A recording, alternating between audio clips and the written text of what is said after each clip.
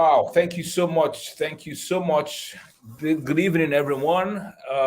This is the Waratah Summit where we are having conversations with authors under the Waratah brand. Thank you so much for having some patience. We had some issues technically, but we are on now to have this very beautiful conversation. And I have with me another powerful personality with us in the midst. Yesterday, I interviewed a 72-year-old woman, and today there's another woman that I'm also interviewing who is almost old enough to be my mother. And I'm thinking I'm tapping into the spiritual things to live up to their age, doing exploits the way they are doing exploits. Thank you so much. Thank you so much, Ma, Thank for you too, Emeka. the on this conversation for today. Okay, guys, so get your pen and paper. And as you are joining us, let's know where you are joining us from, where you are. If you are in Nigeria, let's know. If you're outside of Nigeria, please let's do know. So welcome. Let's know where you're tuning in from in the comment section, and we will do justice to saying hello to you. Well done, man. Thank you so much. Thank As you, you said, Emeka. with your daughters in another part of the US. I'm sorry Yes. that we have dragged you out to have this conversation away from the jollification of the moment. It's Thank you. okay. The conversation will be between 30 minutes to 45 minutes so that you can go back to your enjoyment with them. All This right. is the period of enjoyment. So everybody should maximize the enjoyment period, right? Thank you so much, Ma. Thank you so much, Ma. Okay, so let's go straight into it. What I know about you is that you practiced law and then you left Nigeria for the United States. Right now you are teaching couples how to be able to live in love, in harmony. I mean, all of today, what is going on online? Yesterday was who was it? Yesterday that was trending. I think it was Yuele Duce that was trending over the issue of polygamy. Today now is about basket mouth. Allegedly having to decide to end their marriage. I don't know if it's a joke or if it's a prank. These comedians, you never can tell. But that's what has been happening since morning. People have been having conversations. So that is your area and your space. All right. So just for short introduction, please tell us how your journey has been from birth to what you did in law to living law to what you're doing right now, and just tell us, and then we'll zero in on that to start having this conversation. Thank you, Ma. All right. Thank you so much, Emeka. I'm so glad to be here today to contribute to this topic of authoring. My name is Christine. I was born in Kefi, that is now Nasarawa State, but originally we are from Karu, Old Karu, which is in the new federal capital, Abuja. And growing up, I grew up more in Kaduna than Karu. So, but my father had a way to make us go back to the village to Karu every holiday. So we spent our holidays there, and I would say my parents were kind of authoritative, kind of. So you had to obey them. Children had no say. They could be seen but not heard. That's the kind of home I grew up in. And he was strict. He wanted us to have a background in our language. He believed that we could learn other languages from the school. So he didn't want anyone speaking English or Hausa, which was predominant in the north at the time in Kaduna, where I grew up. So we always spoke Bagi in my home. And he was so strict that I believe that no matter how big I was, he was always telling us that like he could flog us or beat us. So I actually believed that. So, but it's after I had grown up, I realized like, okay, he was just saying that, of course, he couldn't beat me now that I'm bigger and all that. So, but he instilled some kind of discipline in us, and he always wanted us to do things for ourselves and not have this entitlement mentality. So I remember very well when we used to go to school. I schooled in Federal Government Girls College, Bakuri, which is now in Katsina State, I believe. So at the time, I will go, being the first child, I will go and ask him when it was time to go back to school. I will ask him, like, okay, can he give us a driver from his workplace, which was Kaduna Textile Limited. That time, he was the general manager. He rose through the ranks from pushing cotton for them to use to being the general manager. So I felt he had the authority and the power to be able to do that. So I will ask him, we need transportation. And he will say, do you have any driver in KTL? And I will say, well, with your position, I think you could just tell the driver to come take us to school. And he will say, no, the driver is KTL driver. He's not your driver. So you go take public transport and go to school like everyone else. So that's what we did. But we didn't like that. But eventually, we saw the wisdom in it as we grew up, because we could now take care of ourselves and know that you had to struggle to get your own things and not rely on your parents. They had what they had labored for, and it was left for you to labor also to achieve where you wanted to be. So that was the kind of home I grew up in. And then I went into the law profession. I didn't want to read law in the beginning. I wanted to read theater arts. And my father was like, theater arts? Ha! Please, please, please don't read theater arts. Like, it's not a respectable thing for a woman to do. So I should think of something else. But I'm grateful that he did not force a career or a profession on me. He still allowed me to choose what I wanted to do. And I felt, okay, maybe I could do law. So that was how I joined and became a lawyer. And I practiced for almost 30 something years before leaving there to come to America. And how we came to America really is that from my church back in Nigeria, the headquarters is in US, in Ohio, precisely. So the like the overseer, the general overseer wanted us to come over to the US. He wanted my husband to come and pastor the churches, part of the churches like the ones in Florida, actually, to pastor there. So we had to leave our law practice and relocate to the US to allow him do that.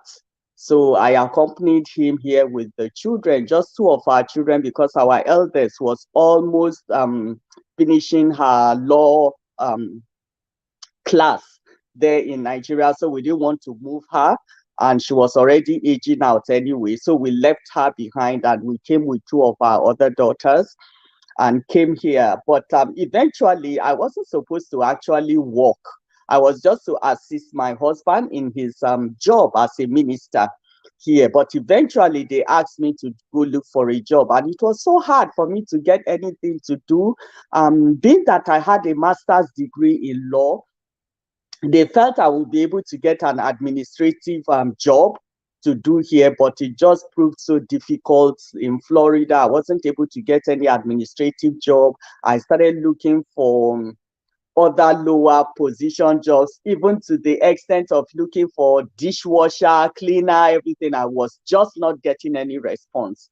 So eventually, someone told me to go take on companionship for the elderly. So I started doing that. Eventually, I went back to school and became a certified nursing assistant.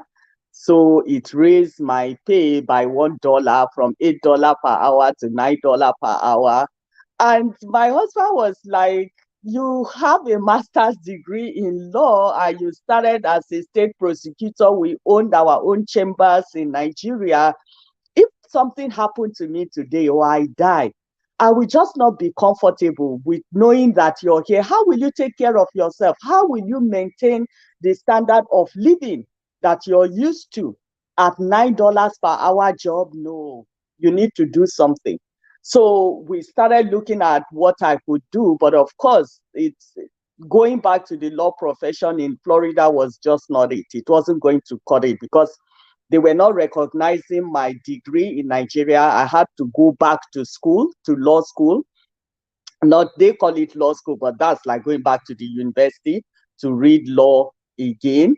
And of course, it's very expensive. So I decided, no, that wasn't the way to go. And then there were so many lawyers in Florida, some that were not having anything doing, because I met so many of them when I was volunteering in the legal aid in Orlando. So I decided, no, it wasn't it. So after researching, I saw that the best thing to go do was to be in health. That is what will guarantee me getting some kind of tangible employment. So I felt since I was already a certified nursing assistant, I might as well just become a full nurse. So I went back to school. At least it was cheaper than going back to school for law. So I went back to school and started. I had to do the prerequisite because now, that's a science oriented course compared to law that is arts, more or less. So I had to do prerequisites to take the science courses and all that, prepare. And eventually I decided, since they were looking for BSN, Bachelor of Science nurses, eventually I decided, instead of just getting an associate degree, I will go on to do a dual enrollment, which means I will be going to two schools at the same time. So I went to a community college that will give me the associate degree in nursing, and also the university, which will give me the Bachelor of Science in nursing.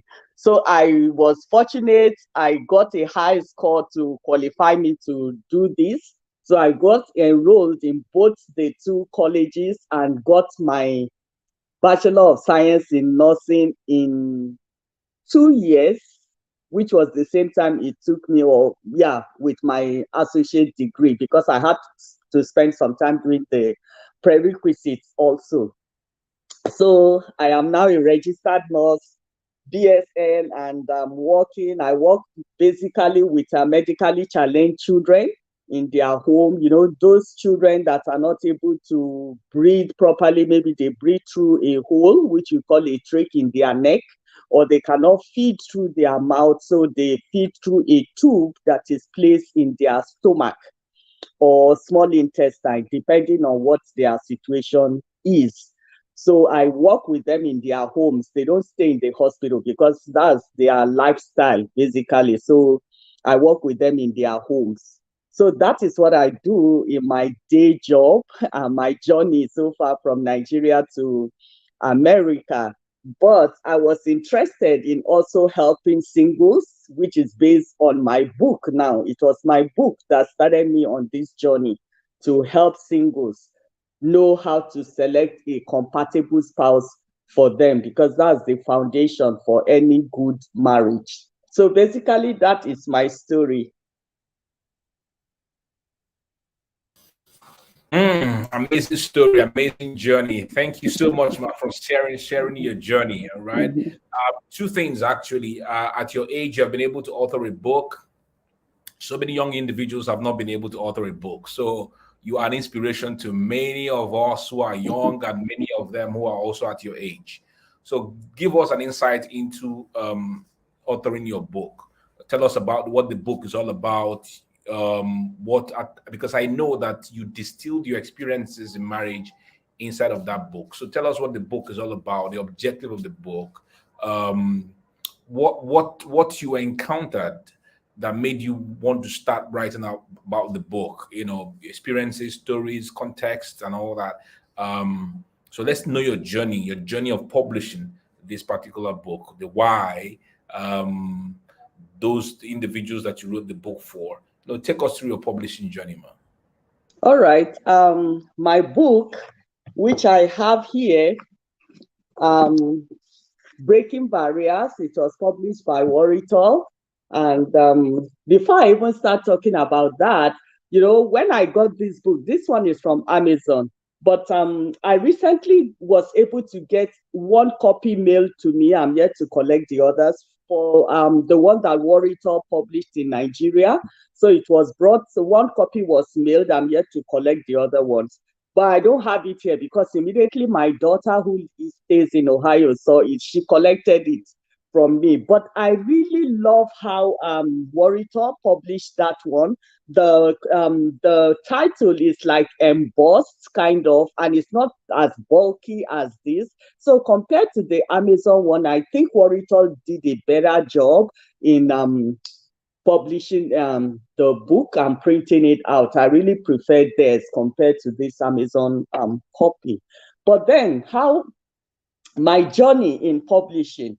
Actually, from the beginning, I knew I had an interesting journey in getting married. I had a story that always intrigued a lot of people because I got married in 1988, and at that time, not many could stand up to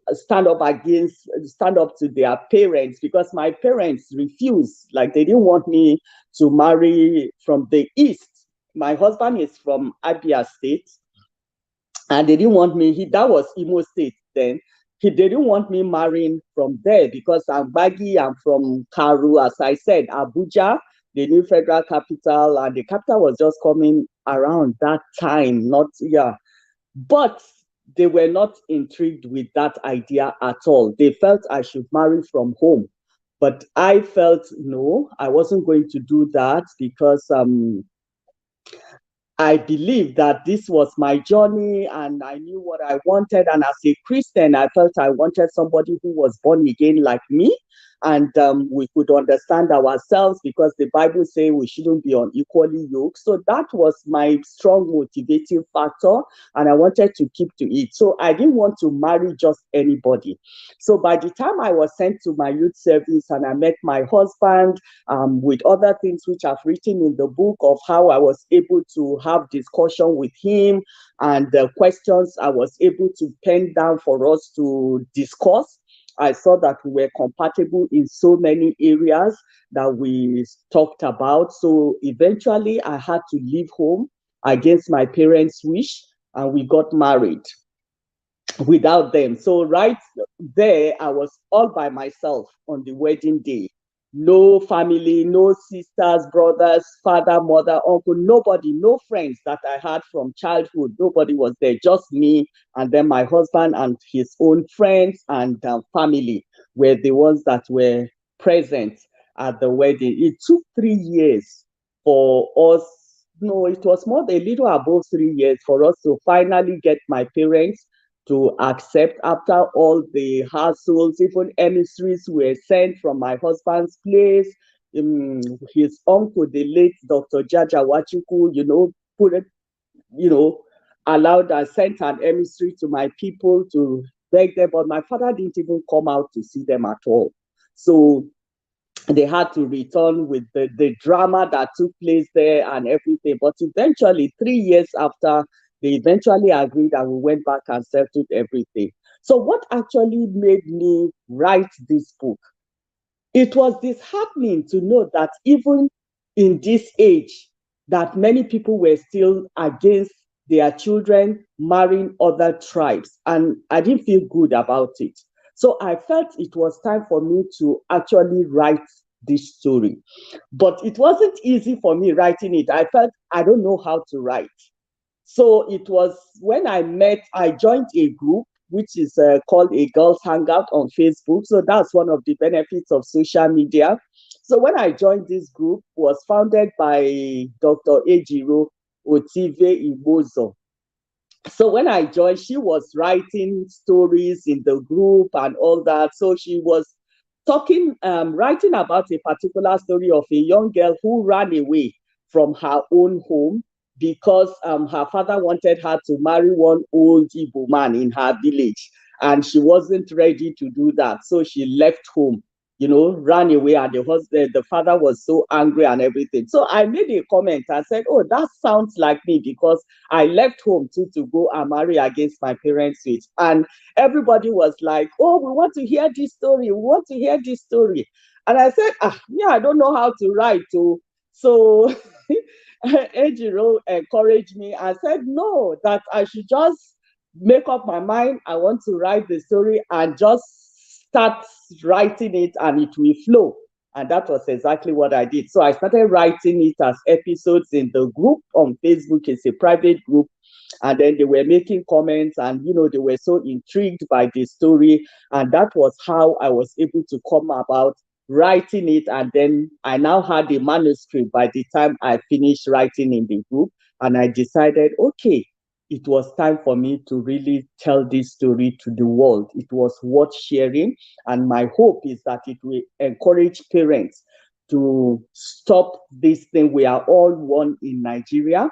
The NYSC was set up to bring us to understand each other, to cut across all this discrimination we have about tribal marriage and all that. It shouldn't be something that we should still be talking about in this day and age. But it's hard to know that parents are still doing this and preventing their children from actually marrying who they want to marry. So that is the story of how I came about publishing this book and why I published it. And I believe that there are a lot of things that can be learned in my story, even about my marriage, how we went about it, how we're able to relate to each other. Once you are compatible and suitable for each other, you're able to, have a marriage that you desire, and model it how you want it to be, and care less about what the society thinks or expects from you. No two marriages are the same, but the bottom line is that your marriage can be how you design it to be, and you should have the courage to go for what you want. No wonder, Ma, you connect. Your story connects a lot to mine. Maybe that's why we have this like this for each other. Let me share with you. My own father didn't also attend my wedding, not Mm. because of tribal differences, but because they didn't like the church. So I left the Catholic Church, and then I started attending Pentecostal. My father said, "No, that can't be possible for someone to leave the Catholic Church." My father didn't attend my wedding. Oh, Just wow. a few days before the wedding day, he left the house. Till Wow. date, never knew where he went to. It was my uncle that now came in and stood. My mom cried and cried. At some point, my father said she should not attend. But women now, after a while, she came for the wedding. So years after that, my father eventually, accepted my wife. And today they are all body buddies, she travels and they're all happy, gisting and all that. It look like as if everything is now behind us. But before I ask you the questions on marketing your book, what's your take? When it has to do, because I know a friend of mine that had to wait 7 years. They waited 7 years to before the father of the girl accepted that the man should marry her. I mean, 7 good years. The boy was waiting, the girl was waiting. The man just tired and said, okay, it looks like you guys are really, really in love. And then the man gave his blessing. What's your take when it has to do with parents not accepting to for their kids to get married to each other in on spiritual, let me not use the spirit, let me say religious grounds. For example, you are now Catholic and your daughter says she wants to marry someone from someone who is Islam, who's a Muslim, right? Or somebody who's Rosicrucian or something like that. What piece of advice will you give in this kind of circumstance?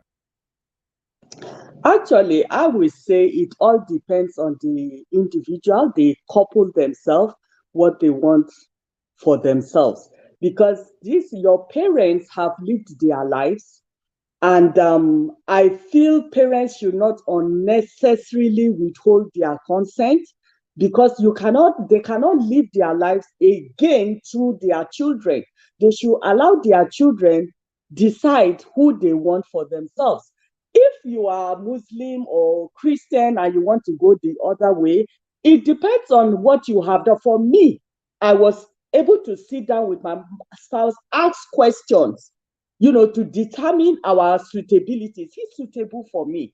Will I be okay being with him?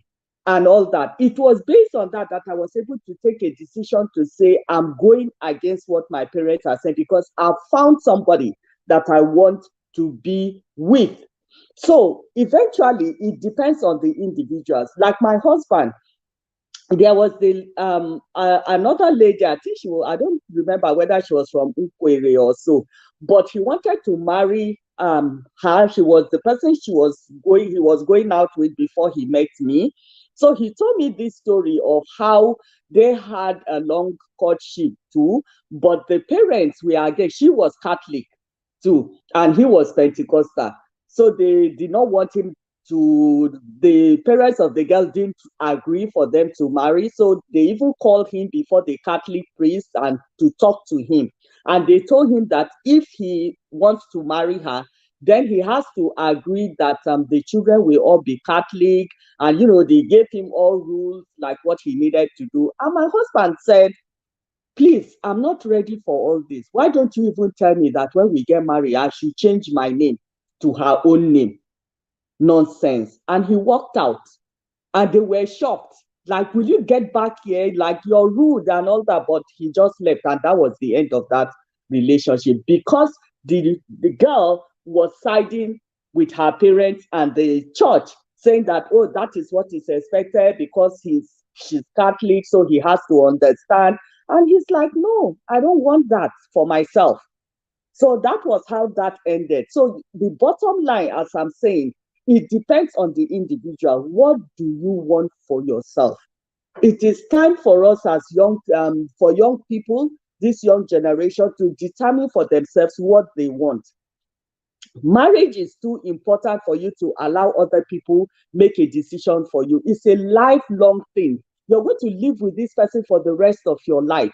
And if you feel you're suitable for each other and you've done what is right to make your parents see the point and they are not ready, then you need to make a decision for yourself. What do you want for yourself? Because I've seen so many people that have married, they've rejected the person that they wanted because they wanted to please the parents, maybe because of this religion or some other factors that came up. And eventually they marry someone else and they end up not being happy with the person. I know someone that eventually the person the parents encouraged her to marry, she married that person and she ended up being in an abusive relationship. And today they are divorced. So how about if the parents have allowed her to marry the person she wanted to marry?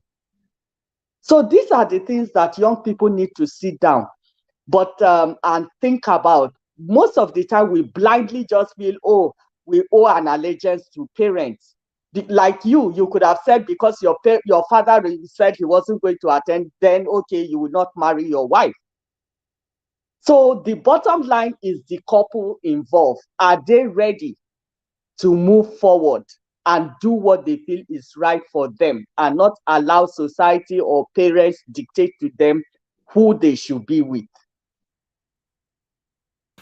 Thank you so much. Thank you so much for this insight and inspiration. Okay, thank you so much. For this conversation, also part of what we would like to know is not just okay, just to write a book. The key thing is also getting the book into the hands of many individuals. You're already wearing the shirt of your book. Yeah. Yeah, it's a marketing tool already. People are seeing it as a marketing tool. Okay, share with us how you have been able to market your book and promote your book. Maybe 4 or 5 strategies that you've utilized as we begin to, count down to this conversation.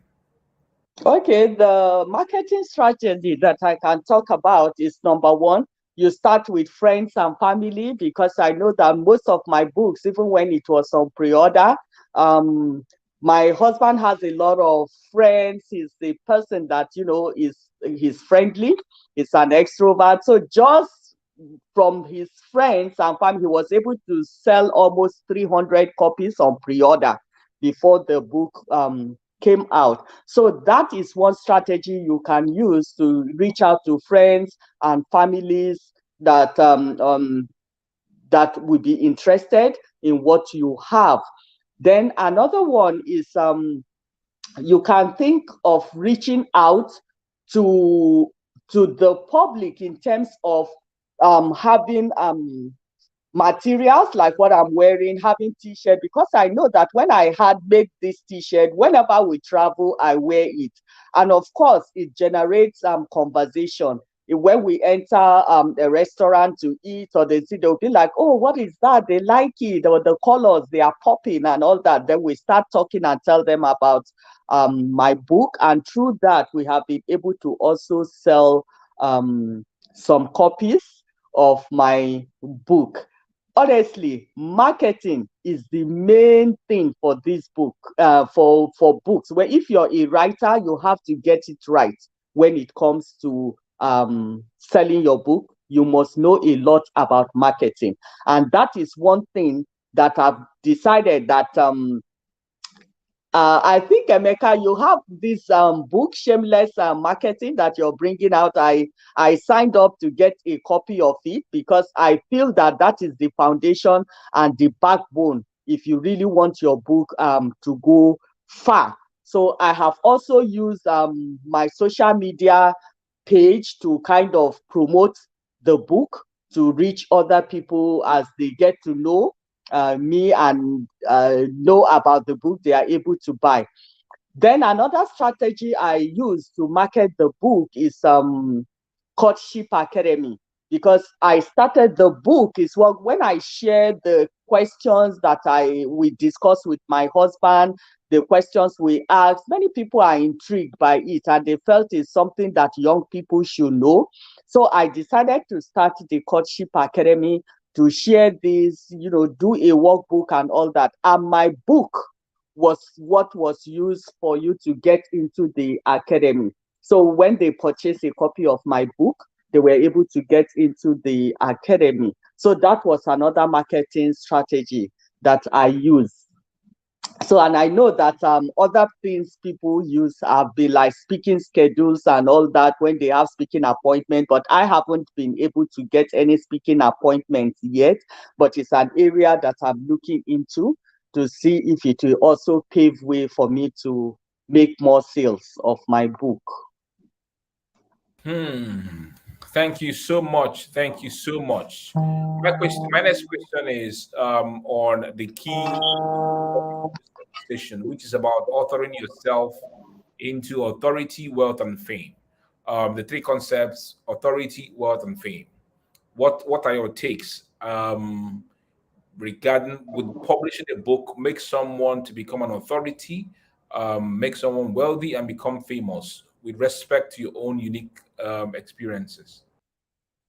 Well, I I don't know about authority. I think it depends on what you're really writing about for you to be an authority. If it is in terms of maybe sharing your own story or writing things that have happened to you, maybe you could be an authority, but there may be other areas that you may need more research and all that for you to be able to say that you are an authority on that in that area. It may be more professionally inclined.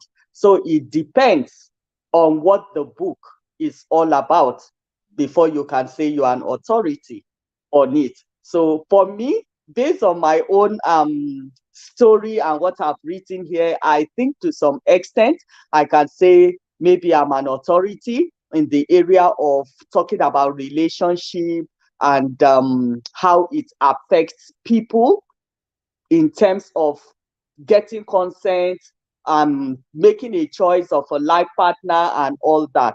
But really, when it comes to other professional titles, you may need to have some qualification for you to be seen as an authority in that area. Then as regards fame or wealth, let's talk about wealth. The money only comes in if you are able to have a good marketing strategy. But just writing a book is not going to bring in the money. Not just like that. You need to do more. And that is why I will advocate, if you want to write a book and you haven't written at all, you need to take a strong course in marketing, be able to know how to market your product. So this way you're already set in place. Learn it even before you write the book. This way you will be prepared to know how to go about marketing.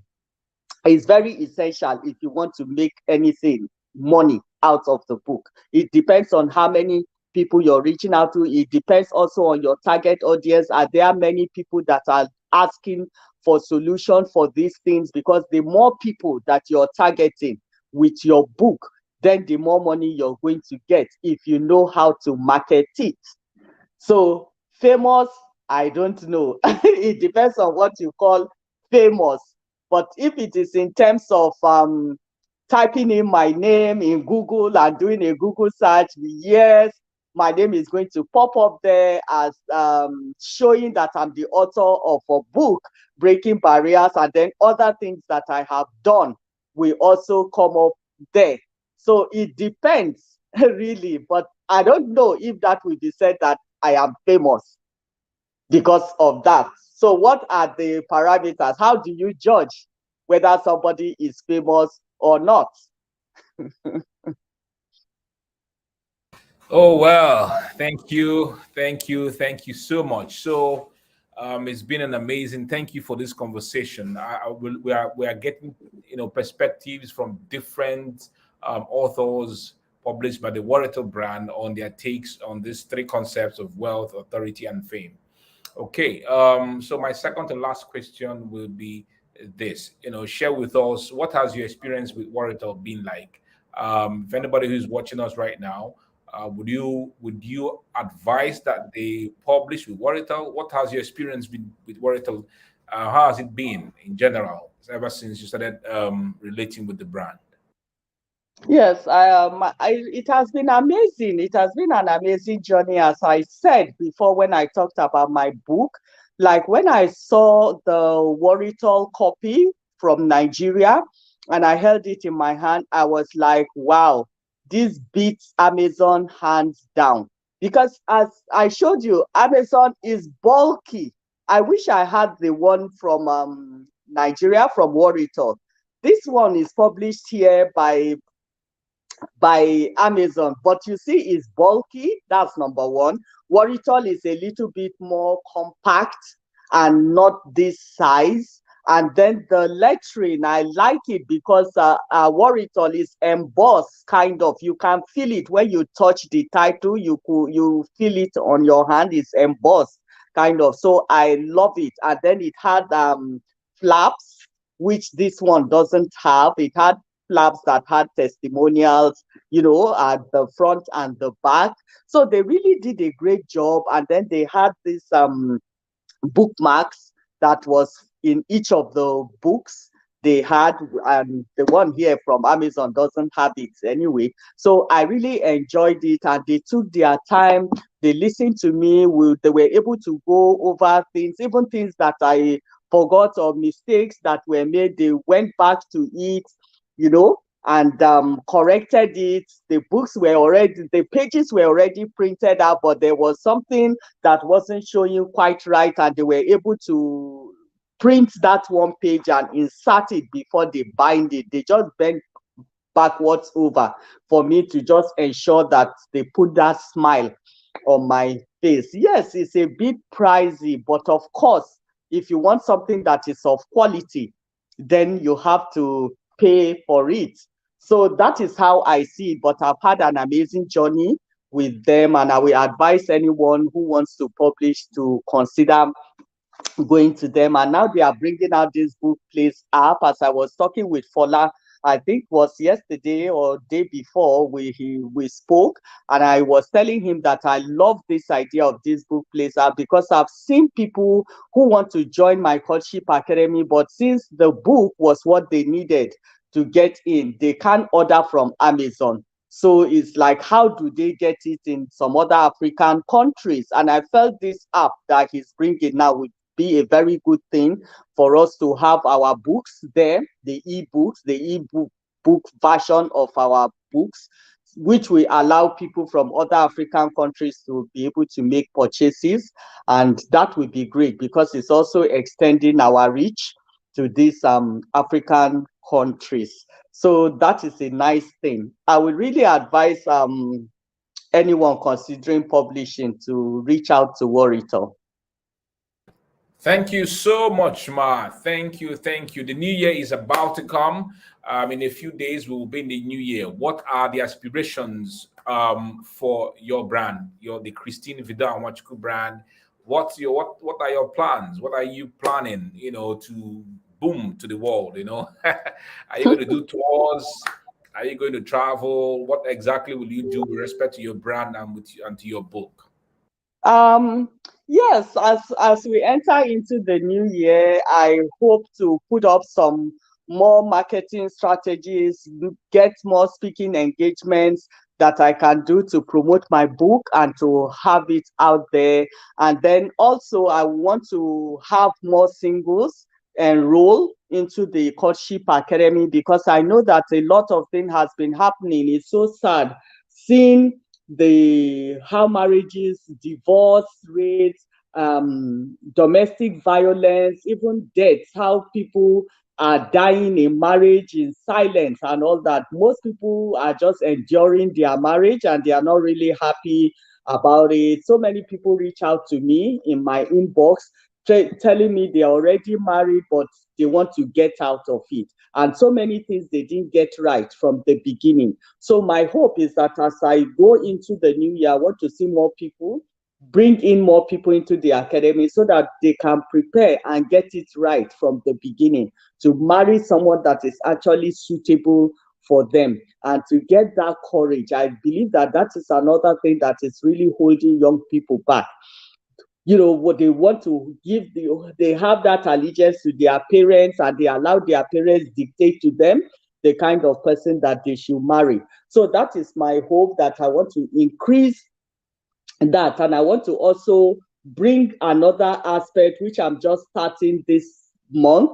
By next week, I'm starting that aspect, the financial part of it, to teach people how to set up a financial system for themselves, because we know that money, the last speaker you had the other time, I think she talked about money, how money affects love and relationships. So that is another aspect that I'm introducing next year, to show people, singles especially, how to set up a financial system for themselves so that by the time they go into marriage, they have a strong base and they go with somebody that is very compatible to them financially, and they'll be able to have a strong home when it comes to money and not have money issues. So those are some of the things that I'm planning for next year. Thank you so much. Thank you so much, Ma. Thank you so much. At this juncture, I want to say thank you to you for lending us your time away from your enjoyment with your daughters. Thank you for having this conversation with us. We wish you great luck. We wish you great opportunities that will open up for you to be able to sell as many copies of your book. We wish you expanded riches as you begin to share the message that is embedded inside of the book. Thank you so much, Ma. Thank you so much, Emeka. For all the great work you're doing. From me here in Nigeria to you in the United States of America, my regards to your family, to your husband, and to everyone, every member of the family. Okay.